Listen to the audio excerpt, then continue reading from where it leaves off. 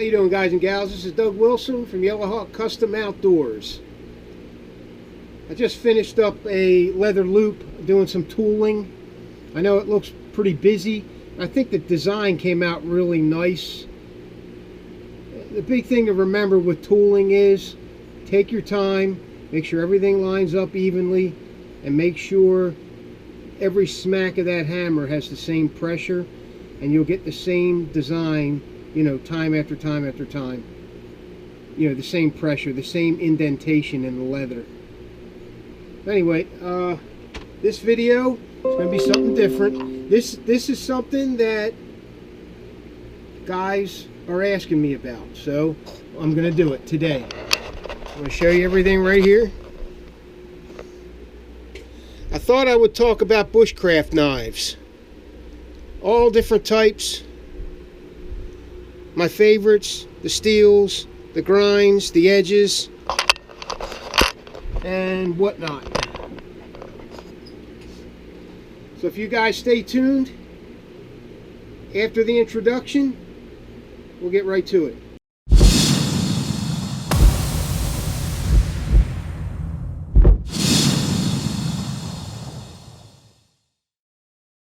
So I'm going to give you a really good look. Welcome back, by the way. I'm going to give you a really good look at what I'm going to show you on the video, throughout the video. A real good look at these knives. Some of these you've seen, some of them you haven't.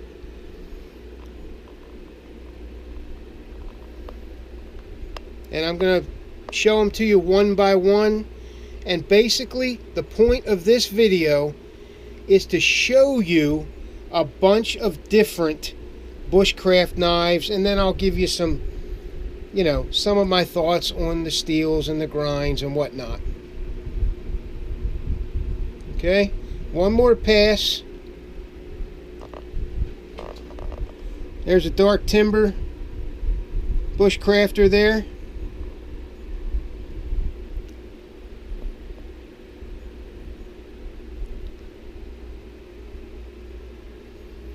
Okay, this guy too. I'm going to show you that one. Dark Timber Delta Whiskey Backcountry Fighter. There it is. There's the Delta Whiskey Backcountry, the original design. Okay. See how I put this here. I'm pretty sure you can still see most of these knives.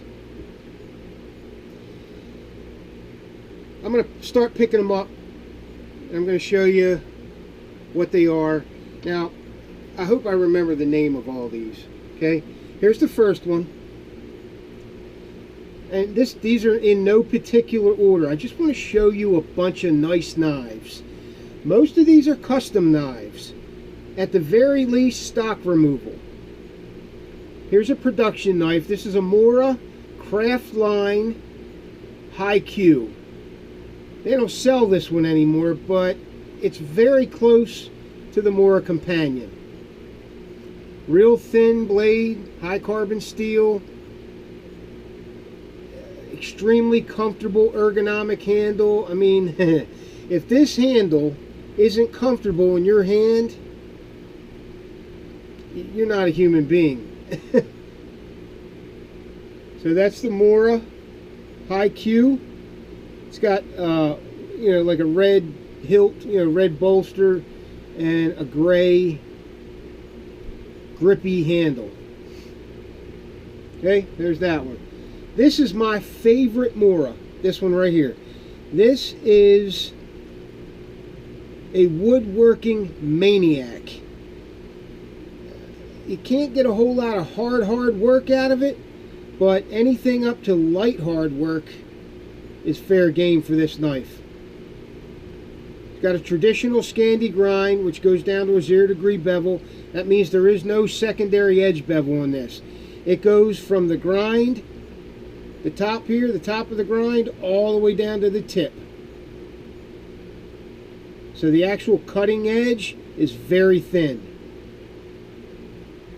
This type of grind, a traditional Scandi grind, depending on which angle they grind it at, can be chippy. That's one of its drawbacks, but it is very effective at woodworking. I have chipped traditional Scandinavian knives. I've chipped them. You know, doing, you know, batoning and stuff like that. Not this knife, but other ones. I have chipped that Scandi edge. I've rolled them as well. It depends on the maker. You know, what angle the grind is, how thin the metal is at the end there. There's a lot of different variables in a Scandi grind that might cause it to, you know, roll or chip. But traditionally they're chippy. They're chippy. It depends on the steel, but they are chippy. More chippy than, say, a saber grind. Okay, this is a saber grind that goes down into a secondary edge bevel. Now, the difference between a saber grind and a Scandi grind is a traditional Scandi grind goes right down to a point. A traditional saber grind goes right down to a shoulder, and then a secondary edge bevel to a point, which makes this one a stronger edge. Overall, stronger than a Scandi edge. Now, these are opinions. Some people may agree with me, some people may not. It's okay if you don't agree with me. That's what makes the world the way it is. Diversity. Okay, this is a Benchmade 162 Siebert Bushcrafter. This is actually first production run 150 of 500. So I got number 150 of 500 here. That's pretty good. This is the first 150 of these. This is the 150th knife of the first production run. Nice knife. G10 scales. It's relatively comfortable in the hand. However, I've noticed with this knife, if you use it for a long time, these sharp edges on the back here, these, not sharp, but, you know, points there, can become a little uncomfortable. But generally, it's a pretty comfortable knife. The steel is S30V, which is a super steel. This happens to be a stainless version of a super steel. My favorite steel in a knife is the super steels. Particularly, I like CPM 3V. That's my favorite steel across the board of any steel that's ever been. Just my favorite steel. I think it's very strong, very tough, very wear resistant.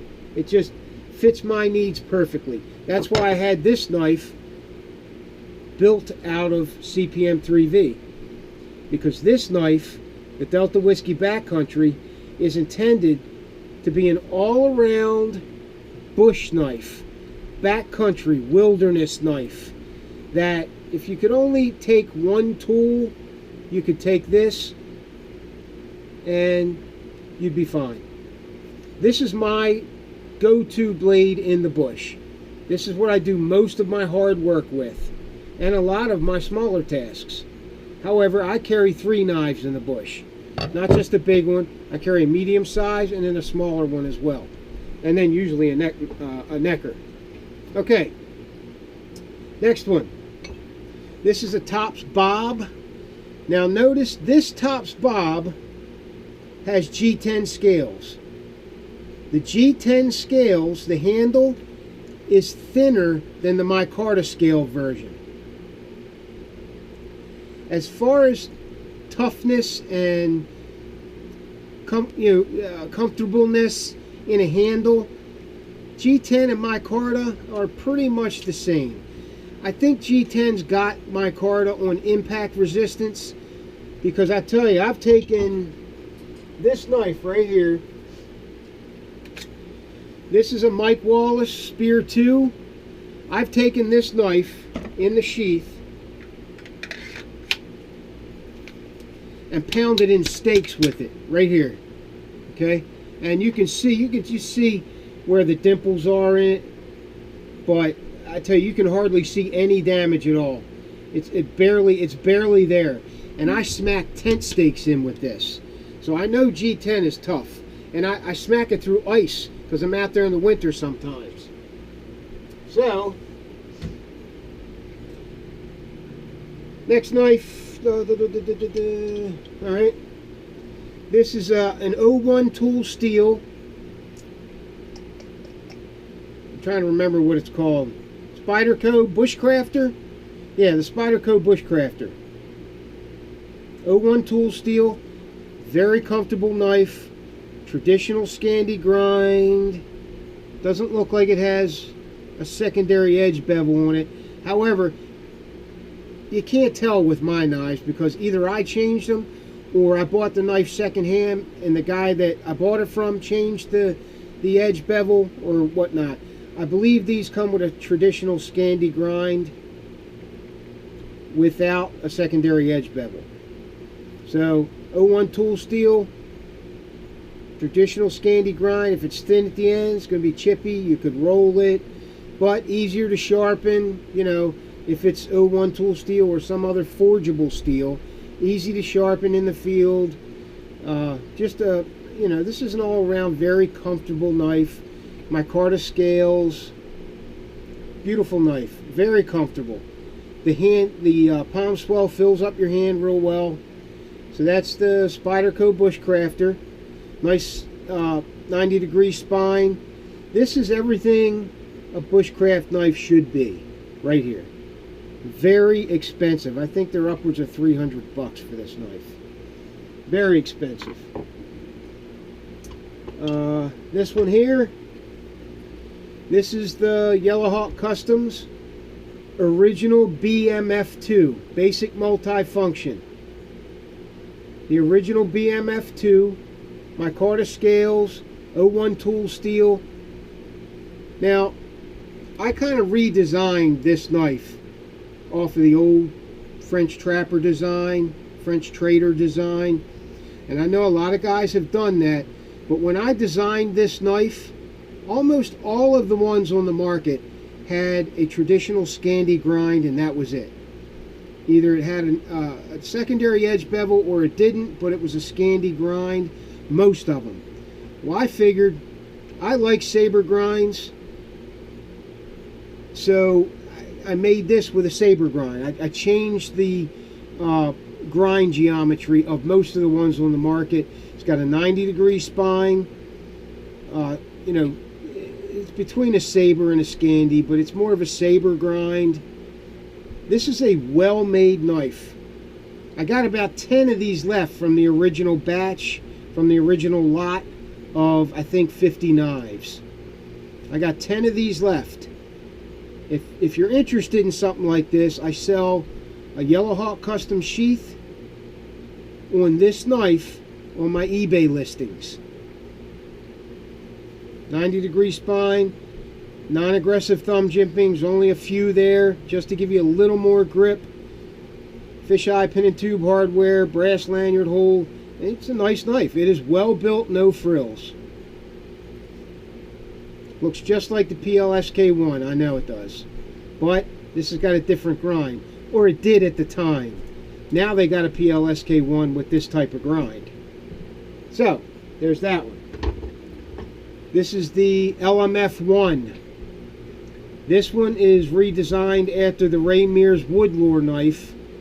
I don't have any of these left. This is the last one.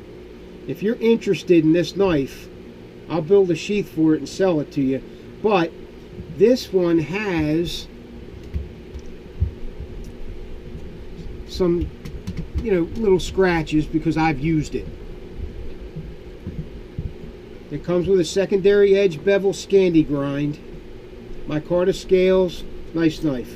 01 tool steel, 90-degree spine, the works. All right, this one is the newly designed LMF1. So from the knife I just showed you, this one was born. This is a collaboration between Mike Wallace and myself. We redesigned that knife to be this. It's got a continuous sweep on the belly.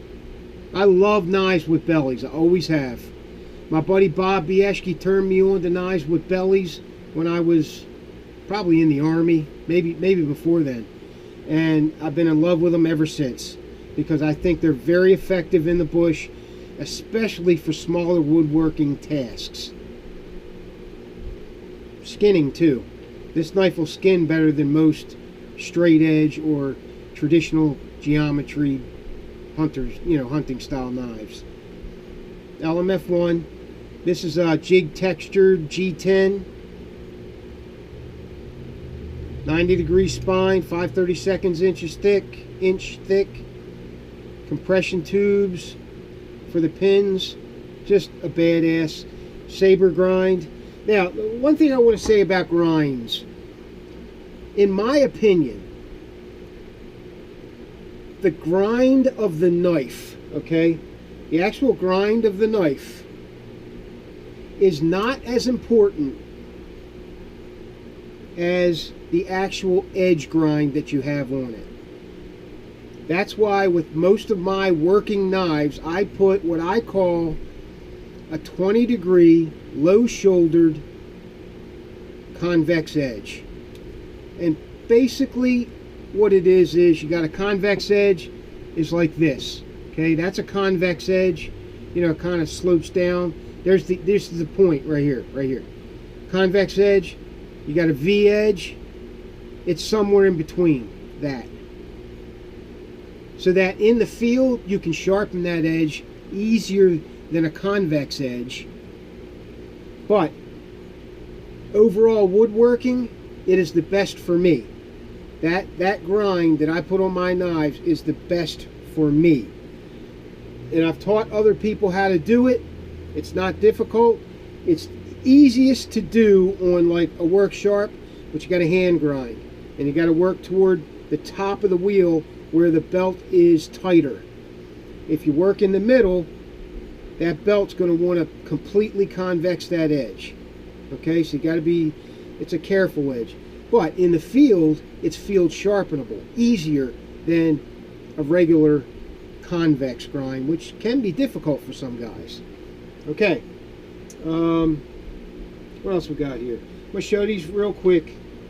This is a Pendleton Light Hunter, cold steel Pendleton Light Hunter. This thing, this thing's got to weigh 2 ounces. Really, really light. It's got thumb scallops. This is a monster for woodworking. Almost as effective as this. Almost.